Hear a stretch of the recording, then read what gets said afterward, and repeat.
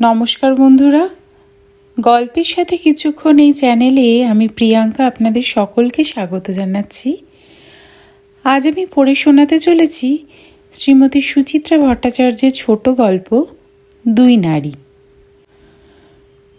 প্রথমটা দেখে চিনতে পারেননি অতসী। পারার কথাও নয়। 20 বছর আগে যে মুখ একবারই দেখেছিল মাত্র, যে মুখের একটাই শুধু ছবি লুকোনো আছে তার কাছে, সেই মুখ চিরকালের মতো হৃদয়ে গেঁথে থাকলেও এই মুখের সঙ্গে সে মুখের মিল পাওয়া কঠিন। হঠাৎ দেখে মনে হয় ভর দুপুরে কোনো গরিব দুঃখী সাহায্যের জন্য এসেছে বুঝি। প্রায় যেমন আসে সেই রকমই জীর্ণ শীর্ণ চেহারা, চোখের তলায় ঘন কালো ছোপ, ভাঙা লম্বাটে মুখ, গায়ের চামড়া খসখসে, কণ্ঠার হাড় দুটো বিকট রকম উঁচু হয়ে আছে, মাথা ভরা রুক্ষ চুল এলোমেলো, ক্ষয়াটে শরীর ঘিরে জড়ানো হলুদ পাড় সাদা তাঁতের শাড়িটার দশাও দিনহীন। তবুও সব কিছু সত্ত্বেও মহিলার চোখে মুখে এক ধরনের আভিজাত্য আছে। বোঝা যায় অবস্থার ফেরেই দরজায় দরজায় ঘুরতে হচ্ছে মহিলাকে। অতসী জিজ্ঞাসা করল, কি চাই? ক্লান্ত মুখে শুকনো হাসি ফুটল। আমাকে চিনতে পারছেন? অতসী থতমত খেল সামান্য। না, মানে ঠিক কে বলুন তো? আমি তন্দ্রা। তন্দ্রা? তন্দ্রা ছোট্ট এক ফোঁটা নাম, দুটো মাত্র শব্দ। তবু এখনো এতদিন পরও কি তীব্র বিষ তাতে। অতসী নতুন করে সেই বিষ ছোবল খেলো যেন। প্রায় সঙ্গে সঙ্গে ছিটকে সরে গেছে কয়েক পা। আশ্চর্য, এতক্ষণ কেন চিনতে পারিনি? সেই তো, হ্যাঁ সেই, ওই তো সেই নীলচে চোখ, নীলচে নয় কটা, ওই তো দিগন্তের আকাশের মতো সেই নতমুখী দৃষ্টি, ছলনা মাখা, ওই তো অতসীর সব অহংকারকে পিষে দেওয়া পাতলা টেপা ঠোঁট, ঠোঁটের কোণে ছোট্ট বাদামি তিল, সবই রয়েছে। অতসীর গলা আপনা আপনি কঠোর হয়ে গেল। তুমি তুমি কি জন্য এখানে এসেছ? তন্দ্রার ঢোক গিলল। শুকনো হাসিটা ঠোঁটেই লেগে আছে। আপনার কাছে একটু দরকারে এসেছিলাম। তোমার সাহস তো কম নয়। তন্দ্রার গলায় তবু কাতর অনুনয়। একটু যদি সময় দেন। আমার সময় নেই, তুমি এখন আসতে পারো। অতসী মুখের ওপর দরজাটা বন্ধ করে দিয়েছিল প্রায়। আচমকা তন্দ্রা ভোল পাল্টেছে। অতসীকে স্তম্ভিত করে দিয়ে আধপোজা পাল্লা দুটো চেপে ধরেছে শক্ত হাতে। আমি কিন্তু ফিরে যেতে আসিনি, আপনার সঙ্গে কথা বলতে এসেছি। আমি তোমার সঙ্গে একটি কথাও বলবো না। তাতে লাভ হবে না। তন্দ্রার গলার আওয়াজ অসম্ভব শান্ত, অথচ কি উদ্ধত। আজকে না শুনলে আমি আবার আসব, বারবার আসব। সেটা নিশ্চয়ই আপনি চাইবেন না। দরকার হলে আপনার ছেলের কাছেও যেতে পারি আমি। অতসীর এবার বাকরোধ হবার পালা। তন্দ্রা কি অতসীকে ভয় দেখাতে এসেছে? এতদিনকার গোপন কথাগুলো সব ফাঁস করে দেওয়ার ভয়? কি বা বলতে চায় এখন? এতদিন ছিলই বা কোথায়? অতসীর বুকের ভেতরটা আচমকা হুহু করে উঠল। অনেক কষ্টে সংযত করল নিজেকে। গলার কঠিন ভাবটাকে তবু কাটানো গেল না। তুমি কি ব্ল্যাকমেল করতে এসেছো আমাকে? তন্দ্রার মরিয়া ভাব যেমন দুম করে এসেছিল, তেমনই দুম করে মিলিয়ে গেছে। দরজার পাল্লা ধরে থাকা তার দুটো হাত ক্রমে শিথিল হয়ে এলো, উত্তেজনায় হাঁপাচ্ছে হাঁপড়ের মতো। হাঁপাতে হাঁপাতেই মাথা নাড়ল দুদিকে। অতসীর চোখ তবুও তীক্ষ্ণ। কি চাও? এবারও দুদিকে মাথা নাড়াচ্ছে তন্দ্রা। দরজা ছেড়ে পাশের দেওয়ালটাতে ঠেস দিয়েছে, ঘামছে অসম্ভব। শেষ চৈত্রের ঝাঁঝা রোদে বোধহয় হেঁটেই এসেছে এতটা পথ। সঙ্গে ছাতা টাতাও নেই। ফর্সা মুখখানা টকটকে লাল। একটু পোস্তে দেবেন? মাথাটা ঘুরছে। কখনো না বলতে গিয়েও অতসী চমকেছে। তন্দ্রা সত্যি সত্যি টলছে, গোটা শরীর কাঁপছে মৃদু মৃদু। পড়েই যাবে নাকি? একটা মানুষ, সে যেই হোক না কেন, তারই দরজায় অজ্ঞান হয়ে পড়ে থাকবে আর সে নিশ্চিন্তে দরজা বন্ধ করে দেবে? তন্দ্রাকে দেখতে দেখতে মুহূর্তের মধ্যেই কথাগুলো ভেবে নিচ্ছিল অতসী। ভাবতে ভাবতেই সিদ্ধান্ত নিয়ে ফেলল। বিরস মুখে দরজা ছেড়ে দাঁড়িয়েছে। এসো, ভেতরে এসে বসো। ঘরে ঢুকেই তন্দ্রা বসে পড়েছে সামনের সোফাটাতে। জোরে জোরে শ্বাস নিচ্ছে। হাঁপানি টাপানি আছে নাকি? অতসী ঘরের কোনায় গিয়ে ফ্যান চালিয়ে দিল। সুইচ বোর্ডের সামনে থেকেই জিজ্ঞাসা করল, জল খাবে? তন্দ্রা খুব আস্তে আস্তে মাথা নাড়ল। বাইরের ঘর থেকে ভেতরে ঢুকে অতসী আবারও দ্রুত চিন্তা করে নিচ্ছিল। একটু পরেই খুকুরা এসে পড়তে পারে। খুকু আর তার শাশুড়ি। ওদের সঙ্গে বিকেলে আজ বাবলার জন্য সম্বন্ধটা পাকা করতে যাওয়ার কথা। এখনই যদি ওরা এসে পড়ে, তন্দ্রাকে দেখে খুকু যদি জানতে চায় কে মা, কিংবা খুকুর শাশুড়ি, অতসী কি উত্তর দেবে? চিনি না। তার মধ্যেই হয়তো তন্দ্রা সবিস্তারে পরিচয় দিয়ে দেবে নিজের।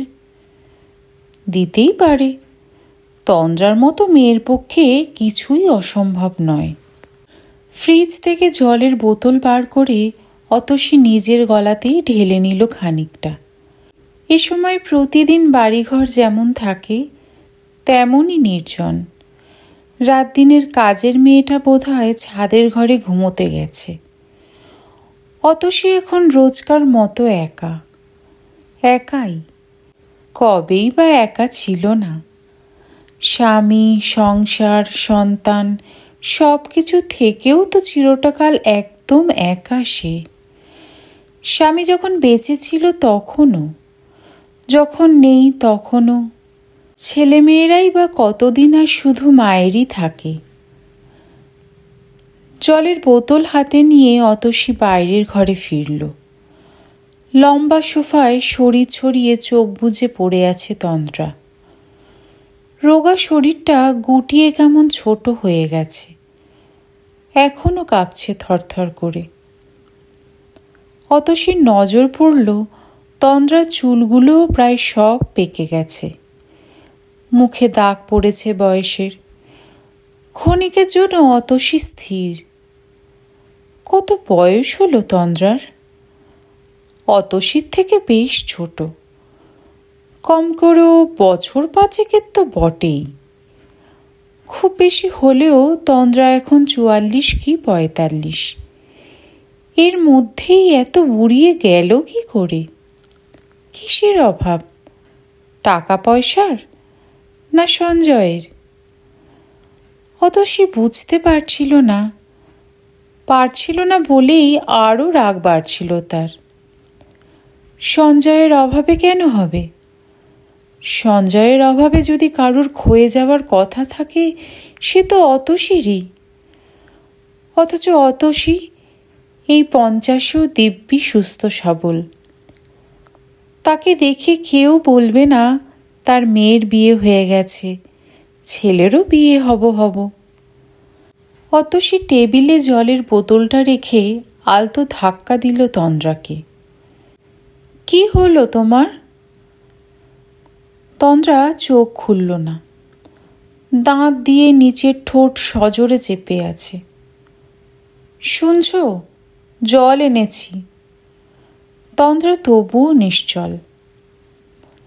অতসীর অস্বস্তি বাড়ছিল। হঠাৎ করে এ আপদ কেন চেপে বসেছে ঘাড়ে?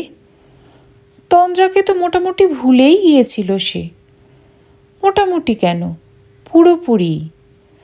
সঞ্জয় যতদিন বেঁচে ছিল, সঞ্জয়ের সঙ্গে এই মহিলাও মিশেছিল অতসীর প্রতিটি রক্তবিন্দুর সঙ্গে। প্রতি মুহূর্তে বিপন্ন করে তুলত অতসীর অস্তিত্বকে। কি তীব্র অপমান আর যন্ত্রণায় যে কেটেছে তখনকার দিনগুলো, সংশয়ের কাঁটার সর্বক্ষণ বুকে বিঁধে থাকত। এই বুঝি আজও সঞ্জয় ফিরল না রাতে। এই বুঝি ট্যুরে যাওয়ার নাম করে ফুর্তি করতে গেল তন্দ্রাকে নিয়ে। তখনকার প্রতিটি দিনের কথা, প্রতিটি রাতের কথা আমৃত্যু রয়ে যাবে অতসীর বুকের গভীরে। শেষের দিকে সঞ্জয় বলতো, এখনো তুমি একটা কথা নিয়ে ঘ্যান ঘ্যান করো কেন বলো তো? তুমি যা চাও আমি তো সব দিয়েছি তোমাকে, গাড়ি, বাড়ি, স্বাচ্ছন্দ্য, আরাম। এখনো আমায় তুমি একটু শান্তিতে থাকতে দেবে না? অতসী ঝাঁঝিয়ে উঠত। এটাকে তুমি ওই একটা কথা বলছো? চাই না আমার গাড়ি বাড়ি, চাই না সুখ আরাম। আমার সারাটা জীবন, আমার ছেলে মেয়ে সবাইকে ছাড়খাড় করে দিয়েছো তোমরা, তুমি আর ওই রাক্ষসী। ওহ! সঞ্জয় চিৎকার করে উঠত। কি চাও তুমি খুলে বলো। তুমি কি চাও? আমি এ বাড়ি ছেড়ে চলে যাই সারা জীবনের মতো? অতসীও চেঁচাত, তাই যাও। দিনের পর দিন এই মানসিক অত্যাচার আমি আর সহ্য করতে পারছি না। অতসী হৃৎপিণ্ড ধকধক করে উঠল। তাই কি অত তাড়াতাড়ি চলে গেল সঞ্জয়? মাত্র 50-এ পা দিতে না দিতেই। অফিস থেকেই কর্মচারীরা সঞ্জয়ের ঠান্ডা শরীরটাকে বাড়িতে পৌঁছে দিয়েছিল। নিজের অফিস ঘরে বসে কাজ করতে করতে বুকে ব্যথা বলে অজ্ঞান হয়ে যায় সঞ্জয়। সেখানেই সব শেষ। স্বামীর নিথর দেহটার দিকে তাকিয়ে বুক ফেটে কান্না আসতে চাইলেও কিছুতেই কাঁদতে পারেনি অতসী। 15 বছরের জমাট অভিমান তার সমস্ত জাগতিক অনুভূতিগুলোকে দুমড়ে মুচড়ে শেষ করে দিয়েছিল। বাবলাটা সবে ইঞ্জিনিয়ারিং পাশ করেছে তখন। খুকু হায়ার সেকেন্ডারি দেবে। বাবলা ঠিকমতো বাবার ব্যবসা দেখতে পারবে কিনা, খুকুটাকে আরো বড় করতে হবে, এইসব চিন্তা ভাবনায় তন্দ্রা কখন ম্লান হয়ে গেছে অতসীর জীবন থেকে। হয়তোবা সঞ্জয়ও। ভাবতে গিয়ে সঞ্জয়ের মৃত্যুর 5 বছর পর আজ কেন চোখে জল আসছে অতসীর? সঞ্জয়ের জন্য মন কেমন করছে? সঞ্জয় যেমনই হোক, যেভাবেই থাকুক, তবু ছিল তো অতসীরই কাছেই। কেন অত তাড়াতাড়ি চলে গেল? কে দায়ী তার অকাল মৃত্যুর জন্য? অতসী নাকি ওই মহিলাই? ওর জন্যই তো সঞ্জয়। অতসী আছলা ভরে ঠান্ডা জল নিয়ে ছুঁড়ে মারল তন্দ্রার মুখে চোখে। জলের ছোঁয়া পেয়ে তন্দ্রা নড়ে উঠেছে, চোখ মেলল। ঘোলাটে নীল চোখে অতসীর দিকে ফ্যাল করে তাকিয়ে রইল কিছুক্ষণ। ধীরে ধীরে চোখের ভাষা আসছে। অতসী জলের বোতল এগিয়ে দিল তার দিকে। মনে মনে বলল, অনেক নাটক হয়েছে, জল খাও, খেয়ে বিদেয় হও। তন্দ্রা উঠে বসে পুরো বোতল জল ঢেলে নিল গলায়। আঁচল দিয়ে ঘাড় মুখ মুছল।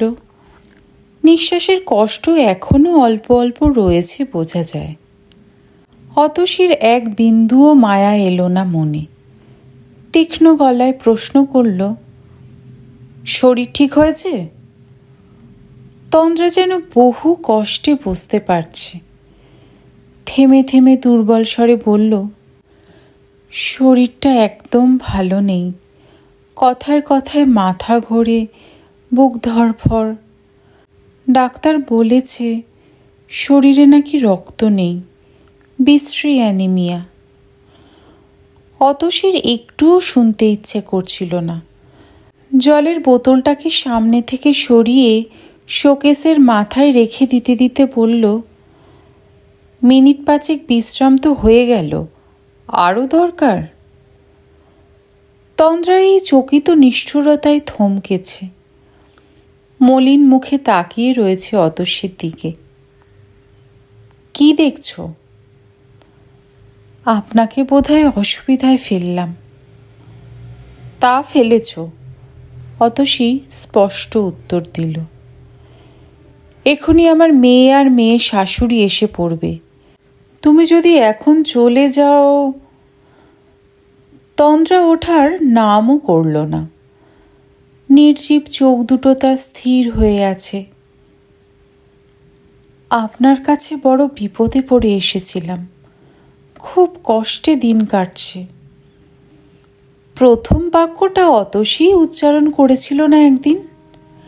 মান অপমান শিকায় তুলে লজ্জার মাথা খেয়ে এই মহিলার কাছেই বাধ্য হয়েছিল ছুটে যেতে। সেদিনও এই রকমই নীলচে চোখ উদাস তন্দ্রার। অতসী বলেছিল, বড় বিপদে পড়ে আমি তোমার কাছে এসেছি। তুমিই একমাত্র পারো সঞ্জয়কে আবার আমাদের কাছে ফিরিয়ে দিতে। কথা দাও, আজ থেকে আর কোনো সম্পর্ক রাখবে না সঞ্জয়ের সঙ্গে। তন্দ্রা কথা দেয়নি। ভাসা ভাসা চোখ দুটো ফিরিয়ে রেখেছিল অন্যদিকে। অতসী তখন মরিয়া। সব কিছু তখন যে ভেসে যেতে বসেছে। সুখ, শান্তি, স্বামী, সংসার, ছেলে মেয়ে, স্বপ্ন, প্রেম, সব সব কিছু। দেখো, তোমার এখনো বয়স আছে, তুমি দেখতেও সুন্দরী। ইচ্ছে করলে এখনো একটা ভালো ছেলে দেখে বিয়ে করতে পারো। কেন মিছিমিছি একজন বিবাহিত লোকের জন্য নিজের জীবন নষ্ট করছো তুমি? তন্দ্রা কেঁদে ফেলেছিল হু হু করে। সে কি ভয়ানক বাঁধভাঙা কান্না! কাঁদতে কাঁদতে শুধু বলেছিল, সে আর হয় না, আর হয় না। কেন হয় না? আমি বলতে পারবো না, আপনি তাকেই জিজ্ঞাসা করবেন। অতসী ঘুরে গিয়ে তন্দ্রার মুখোমুখি সোফাটায় বসল। তন্দ্রাও নিজেকে গুছিয়ে নিয়েছে। আমি জানি আপনি আমাকে কখনো ক্ষমা করতে পারবেন না। বিশ্বাস করুন, আমি তাকে অনেকবার বুঝিয়েছি। অতসী খরচোখে তাকালো। পুরনো কথা থাক, কি বলতে এসেছো তাড়াতাড়ি বলে ফেলো, আমার সময় নেই। তন্দ্রার গলা ডুবে এলো। মেয়েটার বিয়ে ঠিক করেছি। অতসীর মুখ ফসকে বেরিয়ে গেল, কার মেয়ে? তন্দ্রা চোখ সরিয়ে নিল অতসীর চোখ থেকে।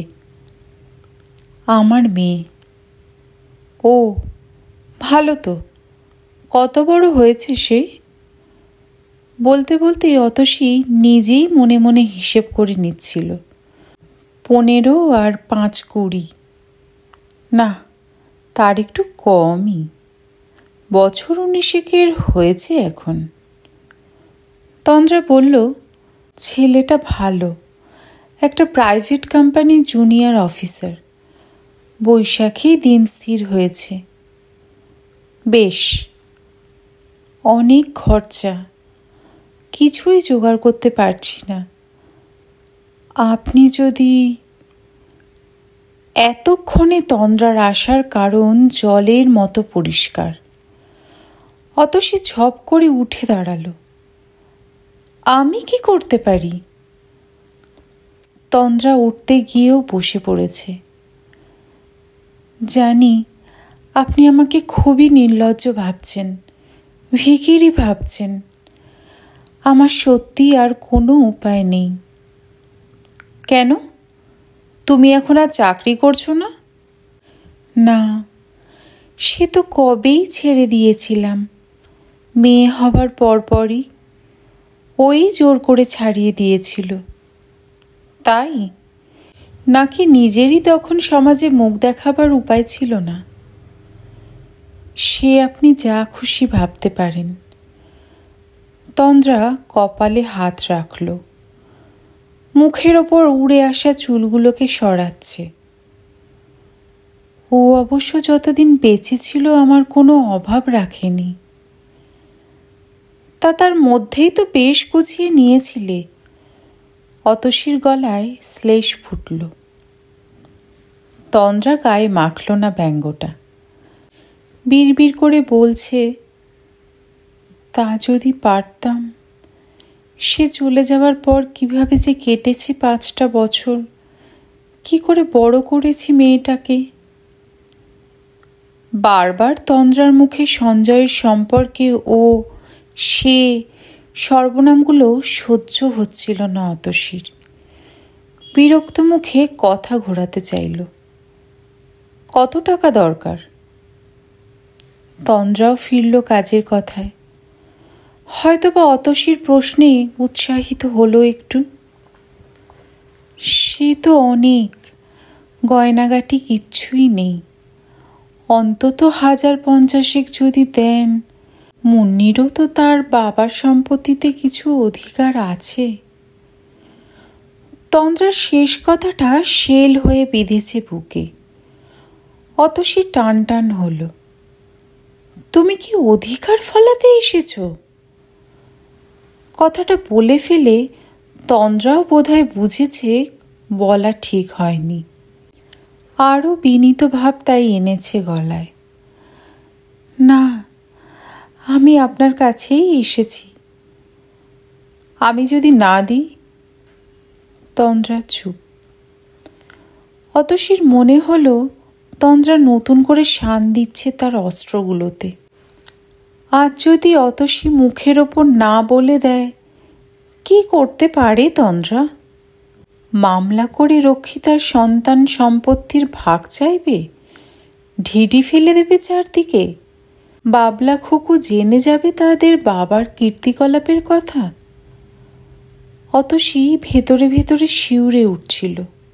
গোপন লজ্জা চিরকাল নিজের কাছেও লুকিয়ে রাখার চেষ্টা করেছিল সে। 15 বছর ধরে যা কিছু কান্না, যত রাগারাগি, মান, অভিমান, সবই তো ছিল শুধু সঞ্জয়ের সঙ্গেই। বাইরের কেউ যদি কোথাও থেকে জেনে থাকে তো জেনেছে। অতসী কারুর কাছেই নালিশ নিয়ে ছোটেনি, আত্মীয় স্বজনের কাছে যায়নি, বন্ধু বান্ধবদের কাছে না, বাবলা খুকুকে পর্যন্ত জানতে দেয়নি কিছুই। ওরা শুধু সর্বসময় বাবা মার ঝগড়াঝাটি দেখেছে, ঝগড়ার কারণ জানেনি। অতসীও চায়নি বাবলা খুকু কখনো অশ্রদ্ধা চোখে দেখুক তাদের বাবাকে। আজ যদি তন্দ্রা অবশ্য সে ধরনের প্রসঙ্গ আনল না। হয়তো দাবি জানানোর মতো তেমন জুত পাচ্ছে না শরীরে। খানিকক্ষণ নীরব থেকে বলল, সেটা আপনার বিবেচনা। বাইরে রাস্তায় একটা গাড়ি এসে থেমেছে। খুকুরা এসে গেল নাকি? অতসী দ্রুত এগিয়ে গেল বাইরে খোলা দরজার দিকে। খুকুদের নয়, অন্য কারুর গাড়ি। কাকে যেন নামিয়ে দিয়েই ফিরে যাচ্ছে। ধুধু রোদ্দুরে গাড়িটা মিলিয়ে যাবার পরও অতসী তাকিয়ে রইল প্রখর রোদের দিকে। সূর্যের প্রচণ্ড উত্তাপে চৈত্রের দুপুর বড় তপ্ত এখন। এ সময় যখন তখন কালবৈশাখী আসে। হঠাৎ হঠাৎ অন্ধকার হয়ে যায় 10 দিক। ঝড় এসে ওলটপালট করে দেয় পৃথিবীটাকে। অতসী অস্থির পায়ে ফিরল তন্দ্রার কাছে। তোমাকে একটা কথা জিজ্ঞেস করব? বলুন। তুমি কি শুধুই আমার বিচার বিবেচনা জানতে এসেছ, নাকি আইনের হুমকি দিতে এসেছ? বেশ কিছুক্ষণ ঠান্ডা ছায়ায় বসে অনেকটা ধাতস্থ হয়েছে তন্দ্রা। অনেকক্ষণ পর হাসল আলগাভাবে। আলগা, কিন্তু ধারালো খুব। চেহারা ভেঙে গেলেও হাসির ভঙ্গিটা তার এখনো আগের মতোই। হাসি বা কান্না চেহারা বোধহয় বদলায় না কখনোই। সব বয়সে সর্ব অবস্থায় হাসি কান্নার রূপ একই রকম। তন্দ্রার হাসি মাখা যে ছবিটা অতসীর কাছে এখনো আছে, সেই হাসির সঙ্গে এ হাসির তেমন তফাৎ নেই। ছবিটাকে আচমকাই একদিন সঞ্জয়ের জামার পকেটে আবিষ্কার করেছিল অতসী। মনে একটু খটকা লাগলেও তখনও সন্দেহকে পাত্তা দেয়নি তেমনভাবে। 10 বছরের বিবাহিত জীবন একদিনের ঝড়েই ওভাবে তছনছ হয়ে যাবে কে জানত। খুকুটা তখনও স্কুলে যাওয়াই শুরু করেনি, বাবলা 7 কি 8। সঞ্জয় অফিস থেকে ফিরতেই সোজা মনেই অতসী তাকে প্রশ্ন করেছিল, এই ছবিটা কার গো?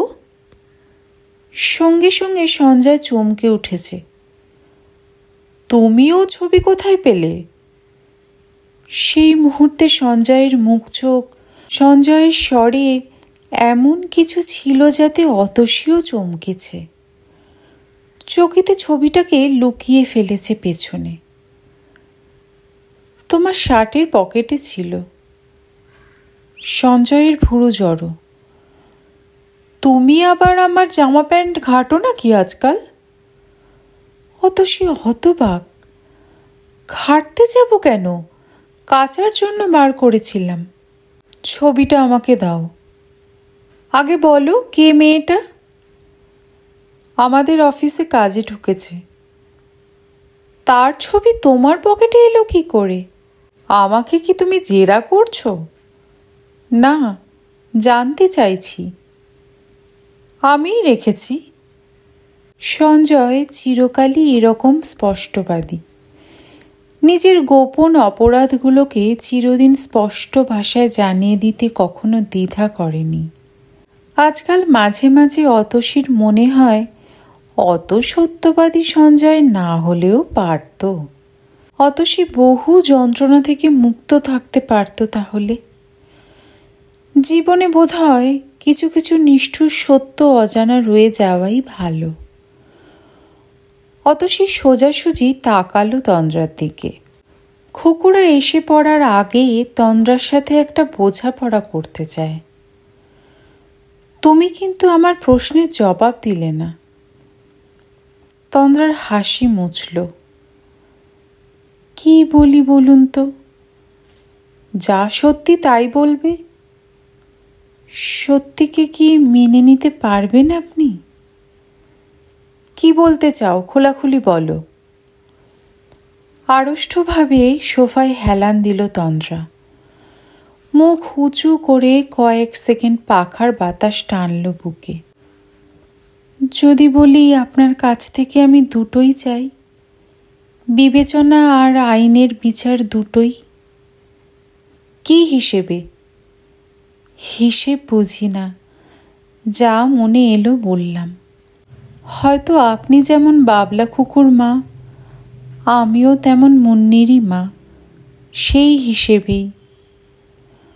অতসী ধৈর্য হারালো। বেশ জোরেই বলে উঠেছে, না, বাবলা খুকুর নাম তুমি মুন্নির সঙ্গে উচ্চারণ করবে না। বাবলা খুকু আর মুন্নি এক নয়। তন্দ্রা একটু উত্তেজিত হলো না। দেখলেন তো, আপনি সত্যটাকে মেনে নিতে পারলেন না। বলতে বলতে চোখ বুজেছে। আপন মনে বলে চলছে, অনেক ঘটনা থাকে যার মানুষ না চাইলেও ঘটে যায়, কিংবা ভুল করেও যদি হয়ে যায় অনেক কিছু। কখনো কখনো পরিস্থিতির ওপর কারোর কোনো হাত থাকে না। বলতে বলতে আরও গলা নামিয়েছে। একদিন আপনাকে বলেছিলাম আমার উপায় ছিল না। সত্যিই তো উপায় ছিল না। মাটি কি ইচ্ছে করলেই তার ফসল উপড়ে ফেলে দিতে পারে? আপনি কি পারতেন? আপনিও তো বাবলা কুকুর মুখের দিকে তাকিয়েই। আমার কথা এখানে আসে না। অতসী তর্ক করে উঠল। আমি সঞ্জয়ের স্ত্রী ছিলাম। আমার একটা সামাজিক পরিচয় ছিল। হ্যাঁ, ওইটুকুনি যা তফাৎ ছিল আপনার সঙ্গে আমার। কথা নয়, কথার ভেতর দিয়ে আস্তে আস্তে যেন ঘোরে ডুবে যাচ্ছে তন্দ্রা। আপনাকে ছেড়ে সে আমার কাছে চলে আসেনি, আমাকেও ছেড়ে আপনার কাছে ফেরেনি।